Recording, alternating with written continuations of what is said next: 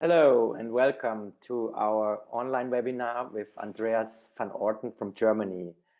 My name is Holger Kast. I'm going to lead you through this webinar, and I'm the Global Training Education Manager for TRI, and I'm very excited for this nice topic, minimal invasive sinus floor elevation by using the TRI dental implant system in combination with the Jeder system.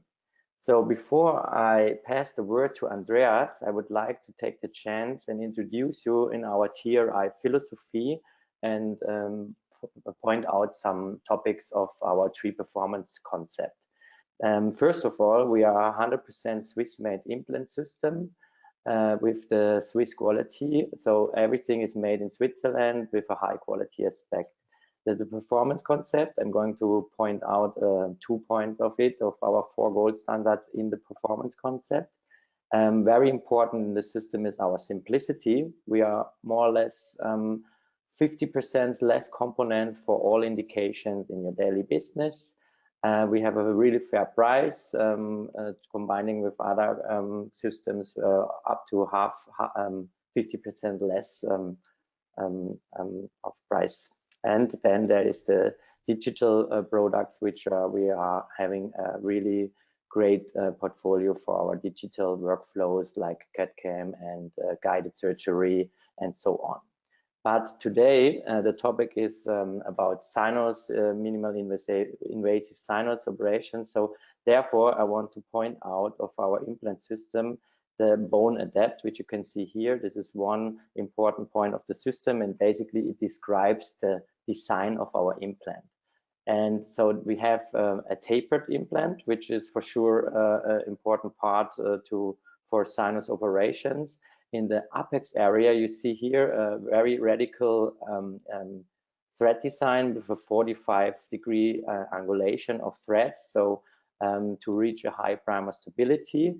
In the middle part, you see the threads are going up all the part up to the top part of the implant, and the top part it's slightly flattened out the threads, but still there's enough thread design to reach a really great primer stability, which is really important for stable sinus operations and reaching a good primer stability.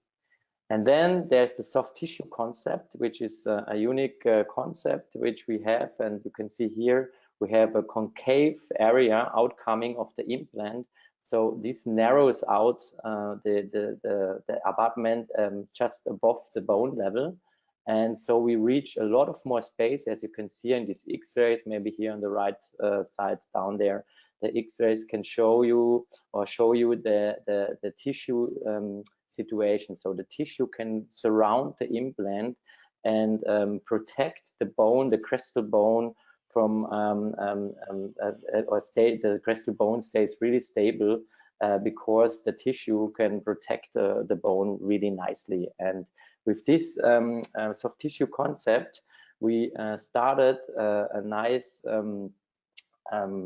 scientific with Andreas van Orten, and he's going to give us a small little view into this study, which is still ongoing. And then also a very important and unique product of our system is the so-called sinus cover screw. And you can see here on this picture, we have a special cover screw. If you have a sinus case where you don't know if you can reach enough primer stability, this cover screw is a little bit wider than the implant itself, and so it protects the implant actually to fall into the sinus cave.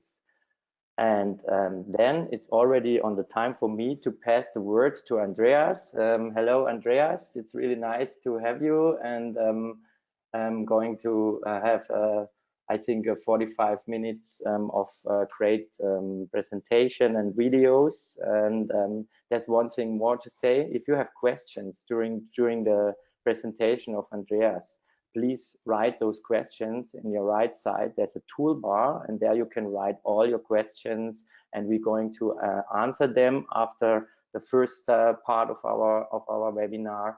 And at the end, you have a chance to get answered the questions as well. And if we can't answer all the questions during this webinar, we're going to make sure to answer your questions later in an email from Andreas or us from TRI.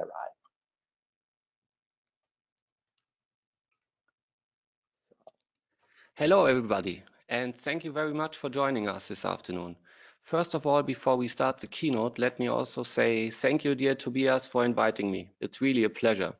I would like to take the chance and say thank you to some of your team members too. Thank you, Valentina, Sandro, Raphael, Jessica, my colleagues at Zahnaerzte Do24, and as my special guest for today, my friend Dr. Pavel Krastev, who has actually invented the new VGO osteotome kit, which will be presented on the IDS next year by ZEP. Hi, Pavel, I want one. They are already sold out. I hope that you already had at least 3 cups of coffee and that you will enjoy the webinar. I'm actually working on a randomized clinical trial concerning the soft tissue concept of 3 dental implants, where I try to figure out the influence of the emergence profile. We analyze the influence of the abutment design mainly on the marginal bone loss within the first 12 months after the prosthetic treatment of the implant. Furthermore, we try to gather information of the influence of the abutment design, and we try to figure out if whether a concave 3 dental implants design or a convex standard abutment design is superior on clinical parameters like the plug index, the gingival index, and the probing depth. For me, this is really an exciting task, and I can't wait to see the results, but I have to be very, very patient because we need a lot of examinations, and we decided to have at least a 12-month follow-up. I could talk about this trial for hours, but let me get back to our main topic. We worked hard to provide the best sound and picture quality for you. So today you will see a combination of slides and videos combined with a green screen technology. During this first part in full screen presentation, please feel free to send us all your questions concerning the Jeder system, and we will try to answer most of them directly after this first part, before we start to stream another video of a minimally invasive sinus floor elevation utilizing the Jeder system, which we are going to comment at the same time live. Enjoy.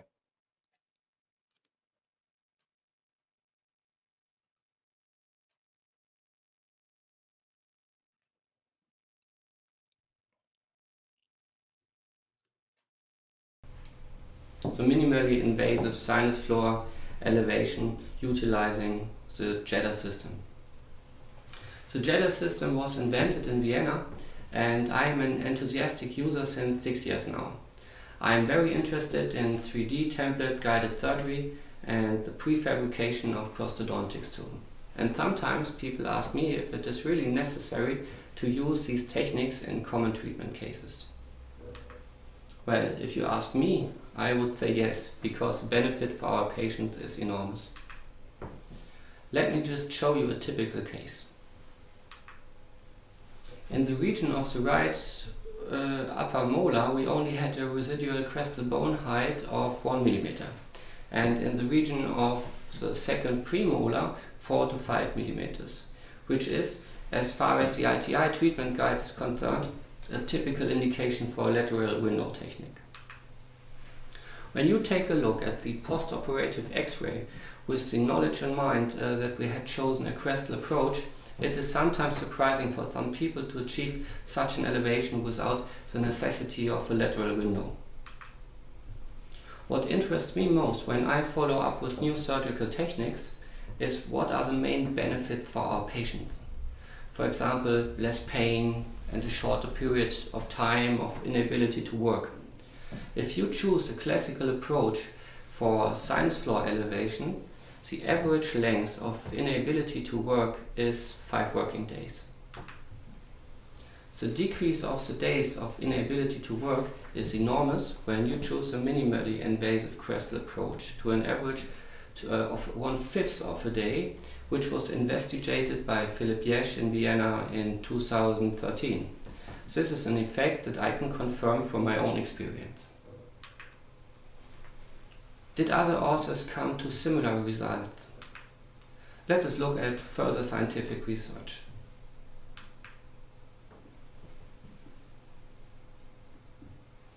You will find evidence for the benefits of minimally invasive or flapless surgery in scientific databases like PubMed or Web of Science.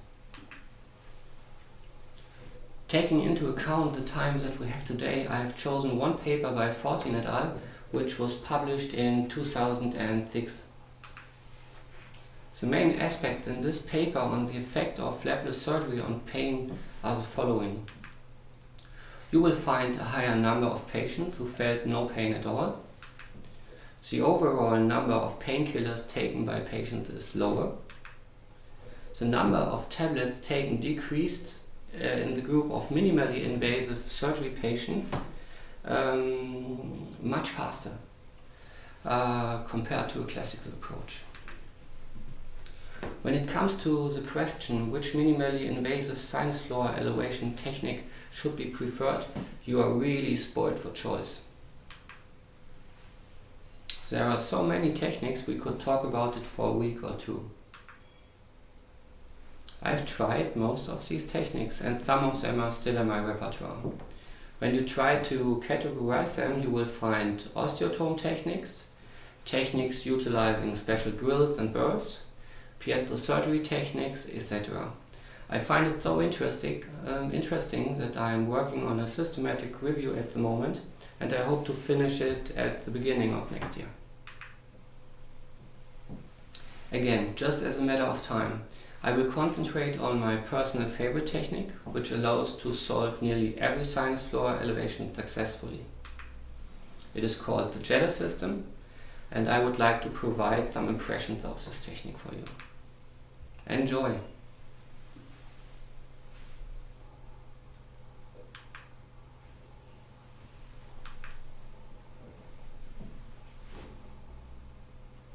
These are just some impressions of clinical aspects through my microscope.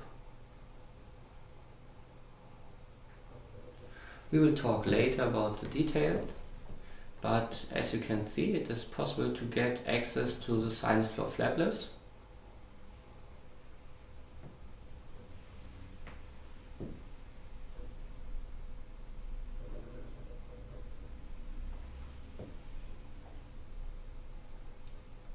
Or with a classical approach with a flap design.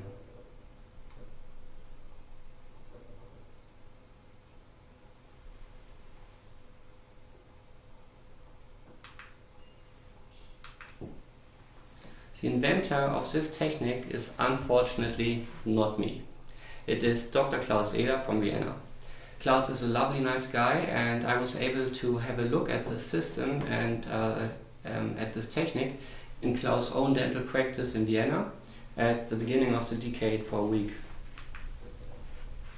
Dr. Philipp Jesch is the co-developer and one of the heaviest users of our Jeder community. Klaus' daughter, Professor Dr. Michaela Bayerle-Eder, is the CEO and the coordinator of research activities of the Jeder company.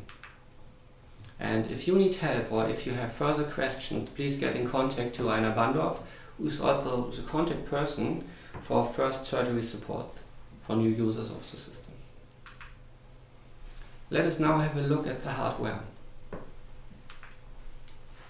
The main component for me is the display with the pressure control unit. And the main principle is to perforate the cortical sinus floor, without damaging the Schneiderian membrane. In most of the times we can maintain a water pressure of 1.2 to 1.5 bar in our pressure chamber, in which we insert the special Jeder drill. To maintain the pressure and to pump further amounts of sterile saline solution into the sinus, we use a motor-driven syringe, which you can see here. The whole system contains a pressure control device and a mechanical device for vibration to detach the Schneiderian membrane.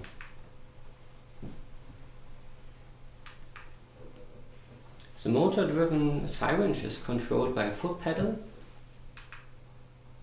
And last but not least, let us have a look at the handpiece and the Jeder guide with the pressure chamber. This is a part which has developed evolutionary over the years. The next step is a one-piece combination, which is a current object of research. Let us now have a look at the surgical approach and the protocol.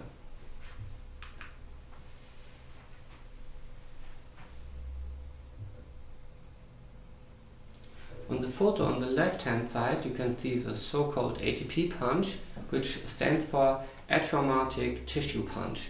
The ATP punch was developed by Professor Jesch, Dr. Philip Jesch's father. Here you can see an intraoperative aspect of the flapless approach.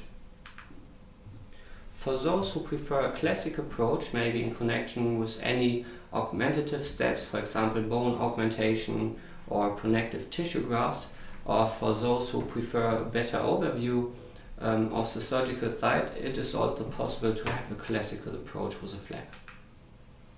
As you can see here, where I grafted a connective tissue additional to the sinus floor elevation. The first step is the pilot drilling. In this case with a 2 mm drill close to the sinus floor without penetrating it.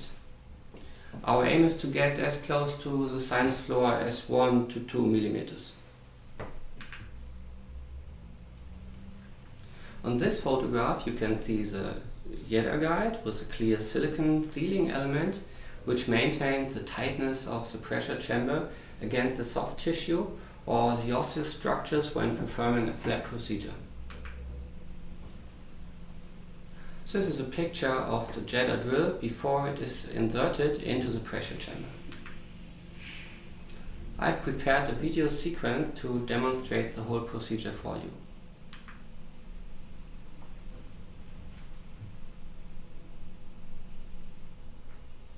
I marked the surgical site with the ATP punch through a 3D surgical guide.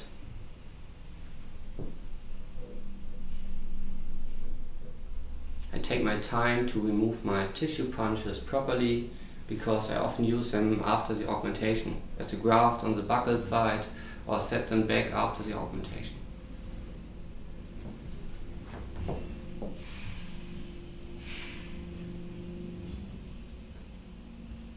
I use an adapter sleeve to reduce the drilling diameter to 2 mm.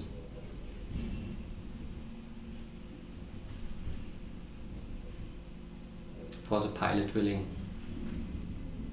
which you can see now. Right now you can see another component which maintains the tightness of the pressure chamber. The Jeder system is really flexible.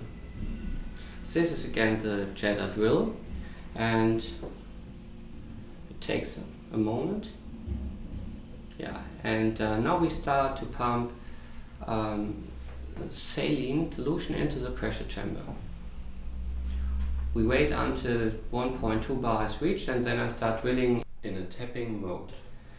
In the small picture you can see the pressure control device and the decrease of pressure when we opened the cortical sinus floor in an extension of maybe a pinpoint. Then you have to stop drilling immediately. I would like to repeat this final sequence once again. Wait until at least 1.2 bar is reached. Start drilling in a tapping mode and stop immediately when pressure decreases. Which is right now. That's it. The next step is the lifting of the membrane. I remove the drill, close the pressure chamber with my finger and start pumping again. I take my time to let the pressure and the oscillating water column detach the Schneiderian membrane till I reach my prior determined volume.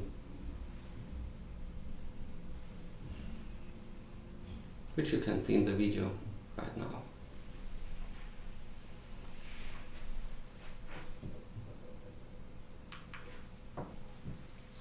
Afterwards, I enlarge my tiny tin point perforation with a round diamond burr. Or for those who prefer piezo surgery, with a round tip. The membrane is still elevated at this moment.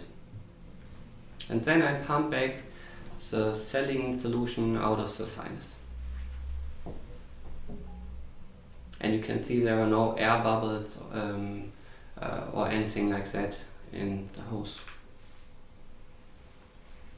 Augmentation is a topic which we could talk about for at least a weekend. In this case, I grafted with a bovine bone substitute material, which is often a little bit time-consuming through the small approach. So it is worth to take a look at proper alternatives, but we will get to this point in a minute.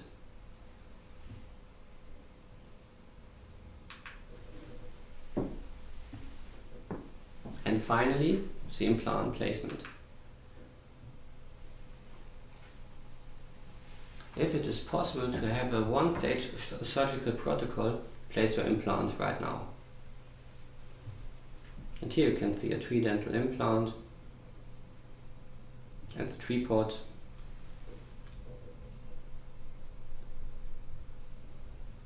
Always looks very fancy. And here's the implant.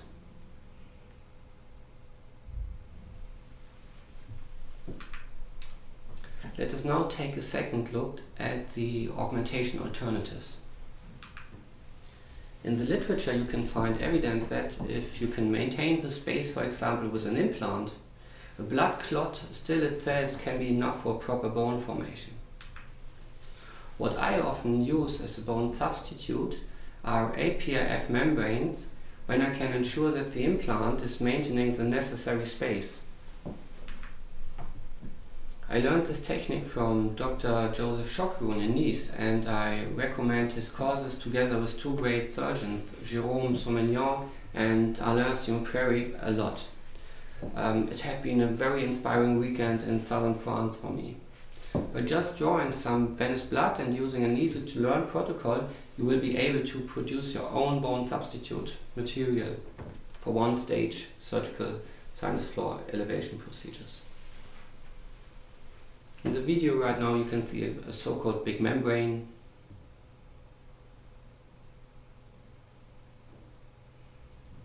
And smaller typical APIF membranes, which I often use as a graft or two.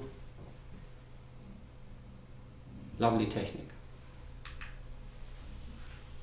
When it is necessary to perform a two-stage procedure, you can use PRFs to build a so-called sticky bone instead of using pure granules, which is a huge handling advance in my eyes. Let's have a look at the surgical tabletop. I'm sure anyone will agree that it is more comfortable to handle a putty sticky mixture than a handful of granules.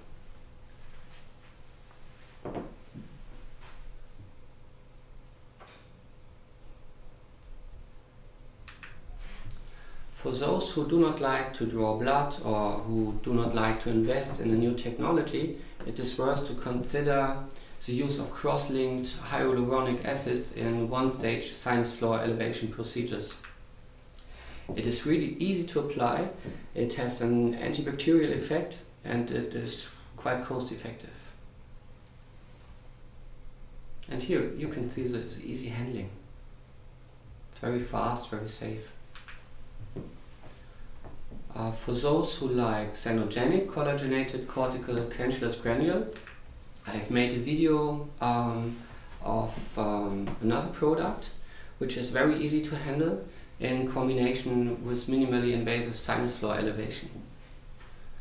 And you can use it with a syringe. It's very fast, it's very safe.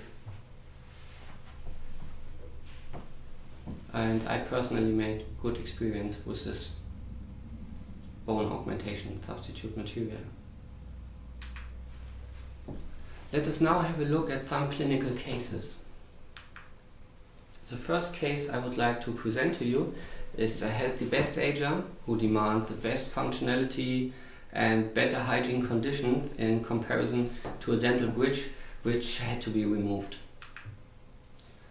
I suppose that everyone agrees that this situation could have been restorated conventionally, but he decided to go for a single tooth restoration with implants, so that I had to deal with a lack of bone, especially in the first molar region.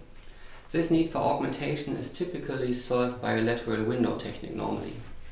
Due to the self-employment of this patient and his wish for minimally invasive surgery with the aim of a minimum loss of working hours, we decided to lift with the Jeder system from 1 to 12 millimeters in the molar region and from 4 to 12 millimeters in the premolar region. Here you can see the transverse slice of the CBCT in the region of the right upper molar before surgery. This is a clinical aspect of the right side, and as you can see, we had to deal with some minor other problems like loose fillings and crowns, too caries, and we did all of this simultaneously with the implant therapy. This is the post-operative panorex. At that time I often grafted with a bovine bone substitute material, which is very radiopaque. So in my older X-ray pictures, the graft is much better visible in comparison to PRF, hyaluronic acid or allografts. That is one reason why I like to show this picture, and the other reason is of course it was very successful. To be absolutely honest, I do not know any other technique to lift from 1 to 12, 13, 40 millimeters with such a fast learning curve and so much predictability for the patient as the Jeder system. This is a post-operative clinical aspect. I grafted an epithelial connective tissue punch to thicken the soft tissue and sutured a collagen fleece onto the donor side. The implant side of the premolar region was left for open granulation. This is the post-operative X-ray of the implantation, which took place 9 months later. And the following X-ray shows the site after prosthodontic restoration. And as you can see, we changed our prosthodontic protocol to screw-retained restorations in comparison to the older restorations, which was an individual abutment and on top a cemented crown. I would have loved to graft another connective tissue for the buccal aspect from the canine to the molars, but my patient asked me for some patience because of his workload. And I'm still waiting for some years now. Keep fingers crossed for me, because I love to graft. And last but not least, the occlusal aspect and the portrait 15 minutes after surgery. The second case shows another sinus floor elevation with the need of a huge amount of graft because of the lack of vertical bone. I have to get back. If we would have performed a lateral window technique, the septum would have been a structure of interest. When you perform a Jeder sinus floor elevation, it is really not a challenge at all. You will have a very steep flank, which is very useful, as you can see here.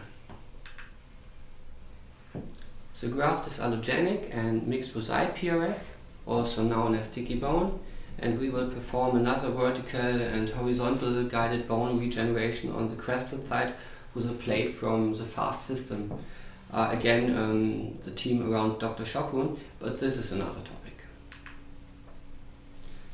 The third case is very similar to the second one, but I would like to give you an impression of the capability of the system. As you can see, this is typically not an indication for a crestal sinus floor elevation. But it is also possible to graft even large volumes if necessary. In this case, just like in the case before, we grafted allogenic bone plus PRF, again the so-called sticky bone. Case number 4 shows a simultaneous implantation and sinus floor elevation. This is the pre-operative X-ray, and this is the post-operative panorex. The following case is quite similar as the one before. You can see a lack of vertical, I was too fast. You can see a lack of vertical bone height in the cone beam computer tomography, and we solved it with a Jeder sinus floor elevation at 2 places at the same time. As you can see on the post-operative X-ray. And here the radiographic control after the prosthodontic restoration. But I'll get back to the post-operative X-ray. Okay. Finally, and because I love symmetry, I would like to present to you a similar case on the left side. This is a preoperative cone beam computer tomography with a nice septum between the first and the second molar region, and the post-operative X-ray. The graft in this case is again allogenic sticky bone, and the X-ray after prosthodontic restoration. If I could awake your interest for this technique, please visit our new YouTube channel Zahnaerzte Do24. I would really appreciate your subscription. We will post more and more topics, lectures, video blogs and live surgeries within the next month. Let me say thank you very much for joining us and taking the time. If you have any questions, please feel free to email me. Andreas at Zahnaerzte-Do24.de. Andreas at Zahnaerzte-Do24.de. Thank you.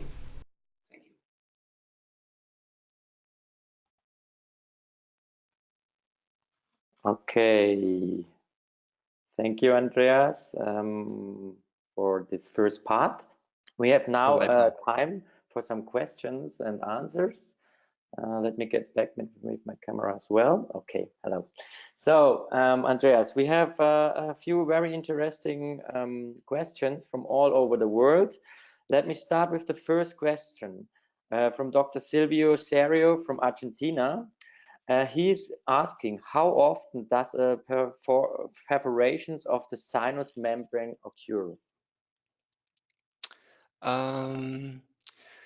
When you have a look at PubMed, you will easily find the investigation from Philip Jesch, which I mentioned in the lecture before.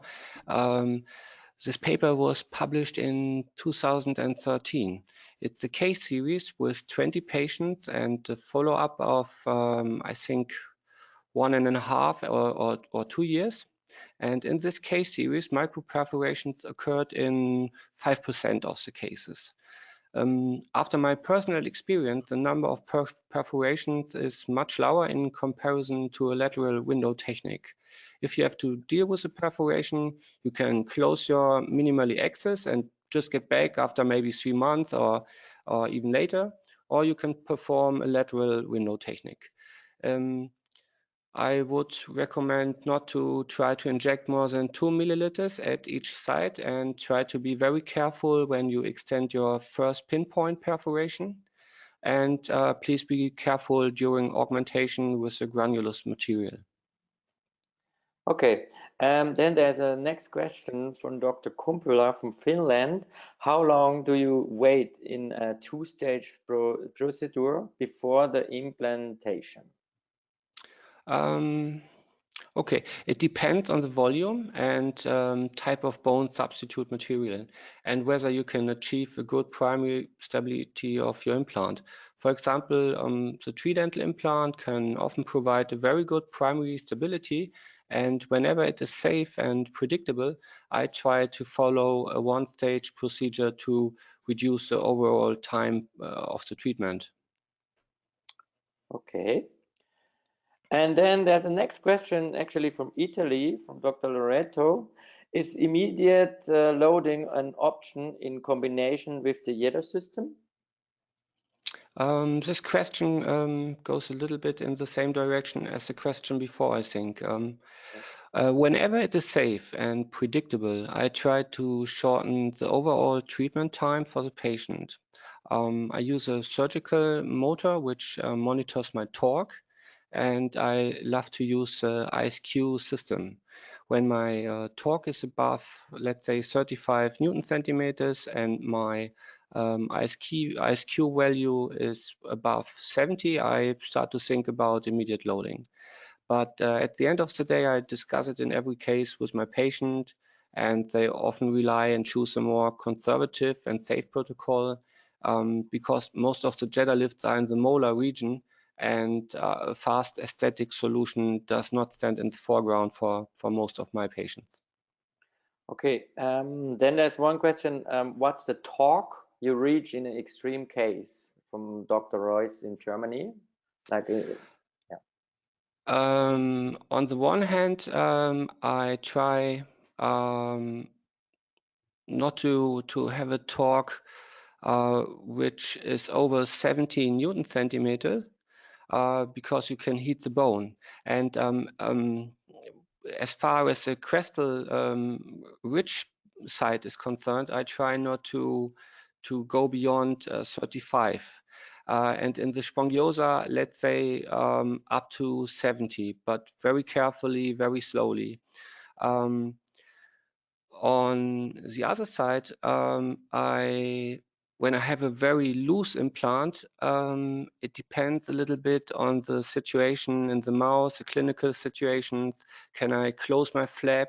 Can I assure that there won't be any occlusal contacts in the future, which could make a problem for the implant. I would say on the one hand, as far as the crestal ridge is concerned, 30 to 35. Otherwise, you can overheat the bone. In the spongiosa, I try not to exceed 70 Newton centimeter of torque, and at least I would have, let's say, 5 Newton centimeter, which you do with your hand. Otherwise, I prefer a two-stage procedure. Okay, and then there's like two questions. I think I can combine them, and I think we have to go on after these questions. And as I told you, we're going to answer all your questions afterwards. We have them all written down here. But these last two questions, which I think are very interesting, they come from Dr. Klaus from Switzerland, actually, and he's asking, where can I learn this technique, and can I bring a patient, for example, to your office and learn the technique maybe in combination with somebody? And that's maybe two questions you can answer in once. Yeah, we often have workshops in Germany and Austria. You can find some of them on our homepage, Zahnaerzte Do24.de, or at jedersystem.com. But you can just also email me, and I will get back to you. And taking a patient into our office or into our practice, yeah, sometimes this is an option for colleagues which used to attend our workshops, and they often bring a patient for the very first time, and we cooperate. Or if they want to have a second look at this technique, I do the sinus lift part, and the colleague makes the implantation. So no problem. Whenever you're really interested, you can email me, you can phone me, you can get into contact personally. I live nearby Dortmund. We've got a nice airport 50 minutes away. So whatever you want, just email me, and I'm really looking forward to get in contact to you. Okay, I think, Andreas, we have to go ahead with our with your presentation. Now, the second part is a live surgery, actually, a video of a live surgery, and Andreas is going to explain all the steps live here. And as before, please write down your questions to this. We have another short question and answer after this video of the live surgery, the TRI implant. And I'm going to start the video, and yeah, we come back after this video for you guys.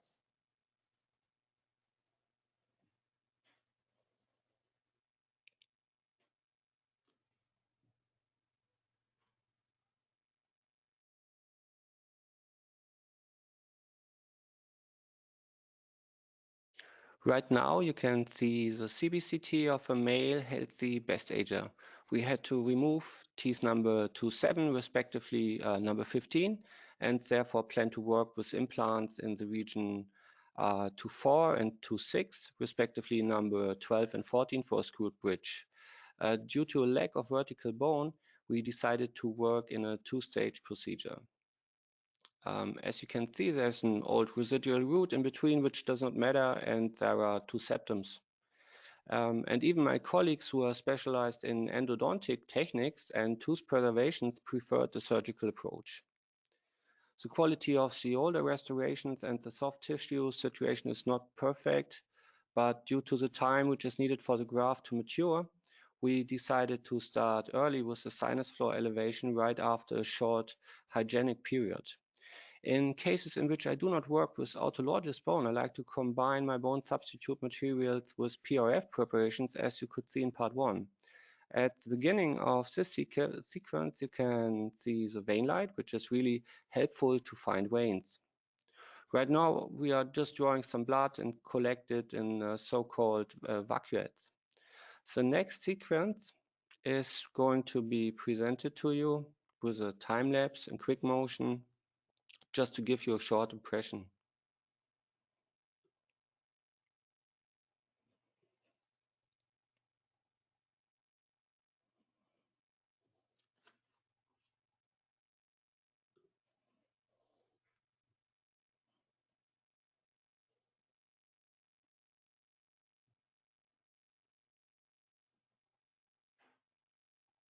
And we are starting the time lapse right now.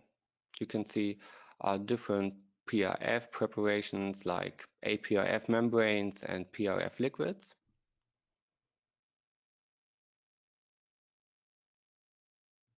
And you can never have enough.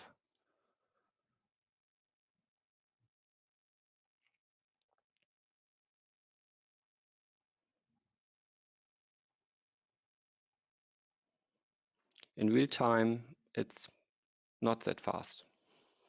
It takes, let's say, 10 minutes.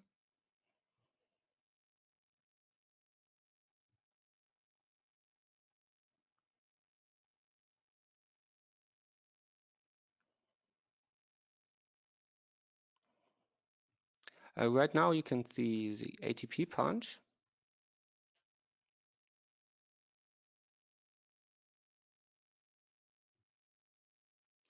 I clean my surgical site very carefully because I must not lose my tightness of my pressure chamber due to a compromised soft tissue situation. So just be a little bit careful. Because of the very thin cortical sinus floor, I decided not to perform a pilot drilling, but I started directly with the Jeder drill, which you can see here. You will always have to wait for an adequate water pressure before you start drilling. Yeah, I always drill in a tapping mode. And as soon as the pressure declines, you have to stop drilling.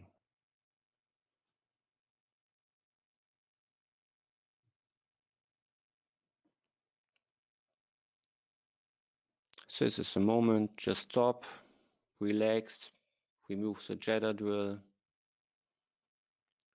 Then I close the pressure chamber with my fingers instead. And I start to pump my calculated amount of saline solution into the sinus to release the Schneiderian membrane. The release is supported by the vibrating water column, which is being provided by the Jeder system.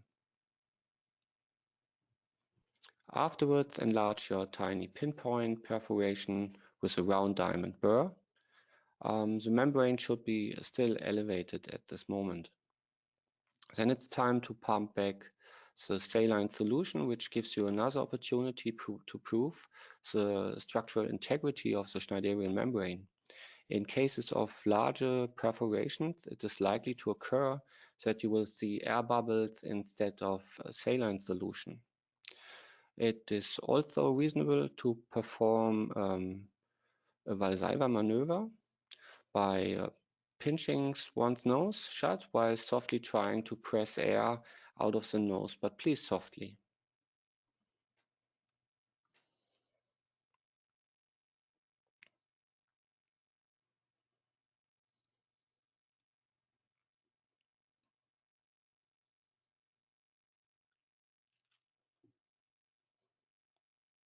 Here you can see the APRF membranes. For those who do not like to draw blood, it is a very good alternative to use a collagen membrane, just as a protection layer. Afterwards, I started to graft. In this case, the patient preferred cyanogenic bovine bone substitute material, which was applied by this blue carrier.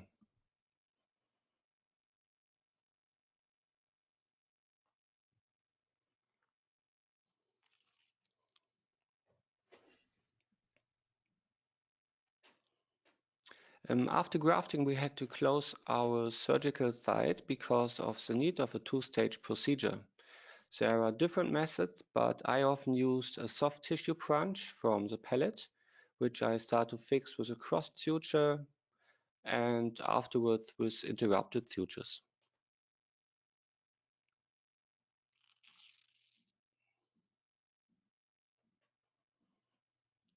We often care for the donor side with another APRF membrane or a collagen fleece. I fix it with another crossed suture and some drops of histoacrylic glue.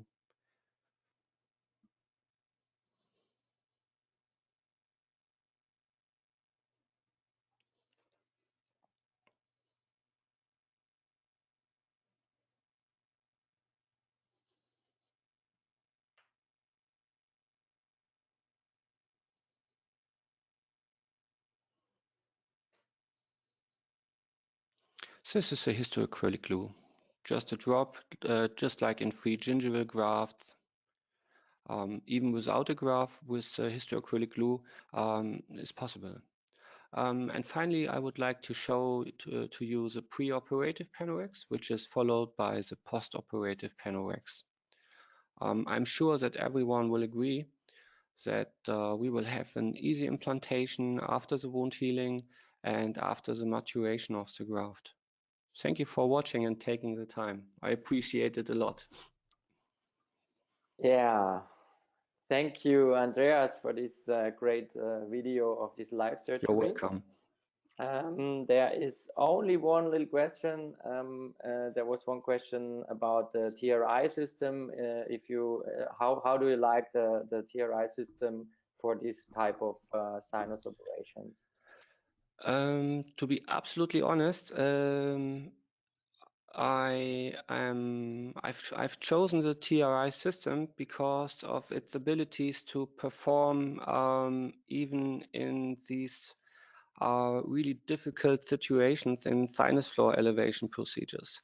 And as far as the ITI treatment guide is concerned, you should not perform a one-stage procedure if you've got less than 4 or 5 millimeters of residual bone. And I hope no one will put me into jail after I broadcast this live. But I even have performed one-stage procedures with less than 4 millimeters of bone. And then you really need a very aggressive, sophisticated shape design that will easily achieve a high amount of a high torque and a high ISQ value, because otherwise everyone will bring you into big problems when you do not succeed and when you perform one-stage procedures with less than, let's say, 5 or 4 millimeters of residual bone. Okay. So I think we have some more questions, but I would like to take the chance and have also a few slides to see what happens with TRI and in the future, or better, what courses and conferences that you can meet us. And that's why I would say all the further questions we're going to answer later on. And I would like to say a really big thank you to Andreas for this really interesting presentation, and yeah, for giving us good knowledge about the Jeder system and so far. Thank you very much, Andreas. My pleasure. Thank you. Thank you. Okay. So I take just a quick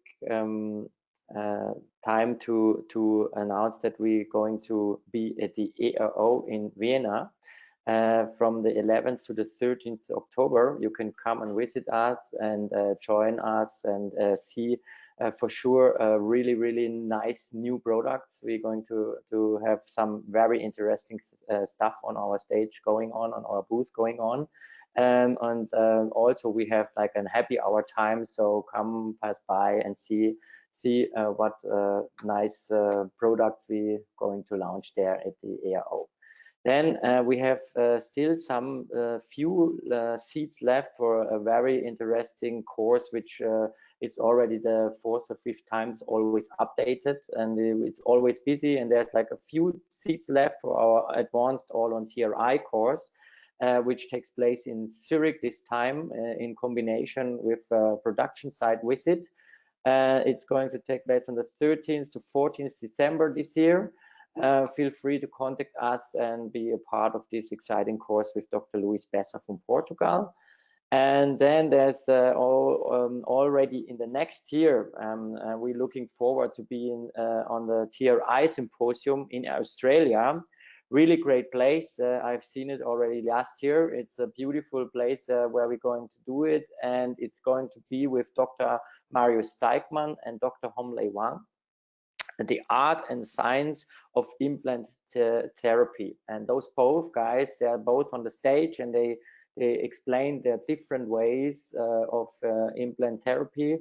It's going to be for sure a very interesting 2 days course. So if you are interested, please contact us at any time. And then there is also the important thing in March going on in 2019. The 3 days course, which we always do in the university in Zurich. It's also in combination with a production site visit, and it's going to be with Professor Dr. Homlei Wang and Dr. Ronald Jung. Please contact us for these courses. And so then I only want to give you the next date for the next webinar with Dr. Joel Teles from Portugal. It's going to be on November 14th this year. So we have an interesting topic coming up there as well. More information is coming soon. And then this is a very nice thing to announce. We have new the TRI Academy community on Facebook. So if you like, please take a look at our community on Facebook. It's a group of all TRI members which can discuss and share their nice cases. And for example, we had once a really nice case shared by a Portuguese doctor, and so we decided to announce this case then on our website and so on, and all social medias we could, because the case was really nice. So feel free, share your cases, share your x-rays and things with us on the TRI Academy community. And then it's also on the time for me to say thank you for listening. I hope you enjoyed this webinar with Andreas van Orten from Germany, and I say thank you for listening, and see you soon anywhere in this world. Bye. Bye.